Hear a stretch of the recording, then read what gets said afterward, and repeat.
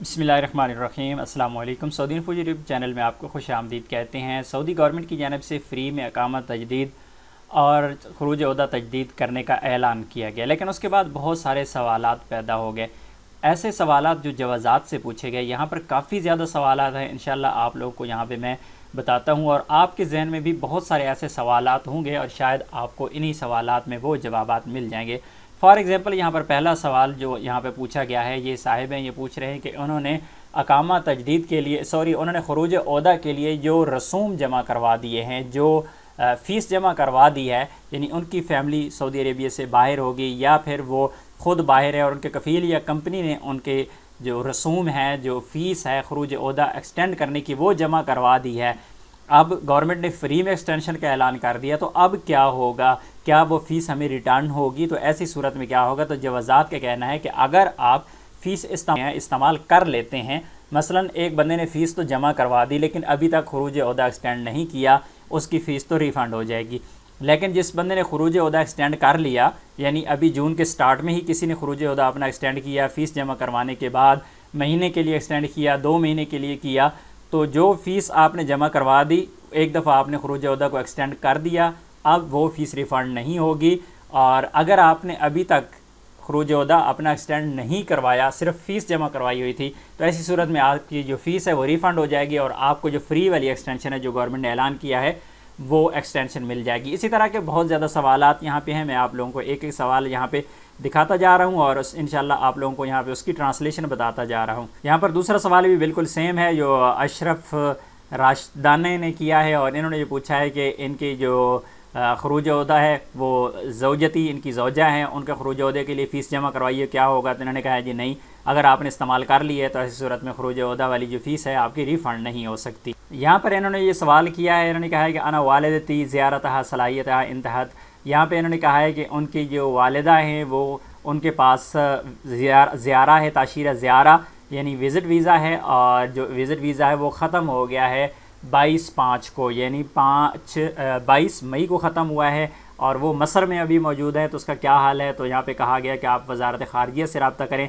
यहाँ पर नहीं कहा गया कि आपका वीज़ा एक्सटेंड हो जाएगा फ्री में या किसी किस्म की एक्सटेंशन होगी, यहाँ पे ये कहा गया है। लेकिन जो पोस्ट है जिसमें कल ऐलान किया गया है उसमें कहा गया है कि आपके जो विज़िट वीज़ा है वो भी फ्री में तजदीद हो जाएगा, लेकिन उसके लिए टर्म्स एंड कंडीशंस अभी आना बाकी हैं कि कौन से होंगे कौन से नहीं होंगे। ये जो सवाल यहाँ पे पूछा गया है ये 30/9/2020 की बात की गई है और इनका जो वीज़ा है खरूज ओहदा है वो 2020 में एक्सपायर हो गया था। तो उसका क्या हल है? तो उसके जवाब में जवाज़ात ने वही वाले पोस्ट यहाँ पर दोबारा पेस्ट कर दिया है कि आपके जो खरूज ओहदा है फ्री में एक्सटेंशन हो जाएगा 31 जुलाई तक। लेकिन ऐसा बहुत ही मुश्किल है क्योंकि ये टिपिकल यहाँ पे रिप्लाई है, यहाँ पे क्लियरली नहीं बताया गया, लेकिन ये डेट यहाँ पे बताई गई है जो फ़्लाइट्स बंद होने की वो 2/2/2021 है, यानी 2 फरवरी से फ़्लाइट्स बंद हुई हैं। तो जो एक्सटेंशन होगी ज़्यादा चांसेस 99% चांसेस यही है कि एक्सटेंशन उन लोगों को मिलेगी जिनकी वीज़े 2 फरवरी के बाद एक्सपायर हुई है। यहाँ पर यह सवाल पूछा गया है नए वर्क वीज़ा के हवाले से कि नए वर्क वीज़ा जो एक्सपायर हो गए हैं या उनके एक्सटेंशन है तो उसका क्या होगा? तो उसके जवाब में जवाज़ात ने कहा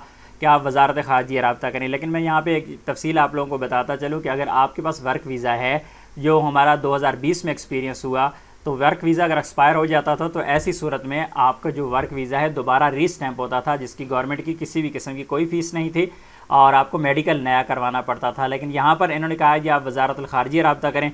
वज़ारत ख़ारिजिया रब्ता करेंगे तो ज़ाहिर है वो यही कहेंगे कि आपका वीज़ा दोबारा से स्टैंप होना है आपके पासपोर्ट, और वही वीज़ा आपका स्टैंप हो जाता है। और ये सवाल जो है ये बहुत ज़्यादा अहम है। इसमें पूछा गया है जो साहिब अमल हैं, यानी मुसस्सा के मालिक हैं, कफ़ील है, जो सऊदी शहरी है, वो कह रहे हैं कि मैंने अपना मुसस्सा बंद करना है और मेरा एक आमिल है जो सऊदी अरेबिया से बाहर है, उसका अकामा भी वैलिड है, उसकी छुट्टी भी वैलिड है। तो ऐसी सूरत में मुझे क्या करना होगा? कौन सा तरीका है कि मैं अपना मुसस्सा बंद कर दूं? अपने मुसस्से को बंद करने के लिए मैं क्या तरीका इख्तियार कर सकता हूं? उसके जवाब में जवाज़ात ने कहा कि यरजी तवासल माल ज़िमरा फ़ी वज़ारत मवारिद अल-बशरिया, आप मवारिद अल-बशरिया को राब्ता करें। और यहाँ पर ये चीज़ भी आपको बताता चलूँ कि ऐसे भी बहुत सारे अफराद सऊदी अरेबिया से बाहर मौजूद हैं जिनकी छुट्टी एक्सपायर है, अकामा एक्सपायर है, उनके कफ़ील या तो अपना कारोबार बंद कर चुके हैं या फिर उनकी कंपनी या उनका मुसस्सा वो रेड में चला गया है। तो ऐसे लोग भी परेशान हैं। तो आप अपने कफ़ील कंपनी को बताएं कि वो वज़ारतुल मवारिद अल बशरिया में रब्ता करें, ताकि या तो वो अपने नाम से आपको खारिज करवा सकें या फिर कोई भी ऐसा तरीका कि वहाँ से आपको स्पेशल कोई परमिशन मिले ताकि आप नए वीज़ा पर सऊदी अरेबिया में एंटर हो सकें। तो वो ज़रूर वज़ारतुल मवारिद अल बशरिया को रब्ता करें। यहाँ पर नए वीज़ा के हवाले से सवाल किया गया है कि मेरे पास नया वीज़ा है और 90 दिन गुजर गया तो वीज़ा तो एक्सपायर हो जाएगा, तो क्या हमें भी एक्सटेंशन उसकी मिलेगी? तो उसके जवाब में जवाज़ात ने कहा है कि आप वज़ारतुल ख़ारिजिया रब्ता करें। ये बहुत ही एक अफसोसनाक चीज़ है कि जवाज़ात की जानिब से इस बारे में बिल्कुल भी क्लियर जवाब नहीं दिया जा रहा। मैं दोबारा से दोहरा देता हूँ, जिन लोगों के नए वीज़े स्टैंप होते हैं और वीज़ा अगर 90 दिन के बाद एक्सपायर हो जाता है तो आप दोबारा से वही वीज़ा अपने पासपोर्ट पर रीस्टैंप करवा लेते हैं। गवर्नमेंट की किसी भी किस्म की कोई फ़ीस नहीं होती। नए वीज़ा वालों का जिक्र नहीं किया गया, उसमें सिर्फ विज़िट वीज़ा की बात की गई है, उसमें आपके अकामा की बात की गई है और खरूज ओहदा की बात की गई है।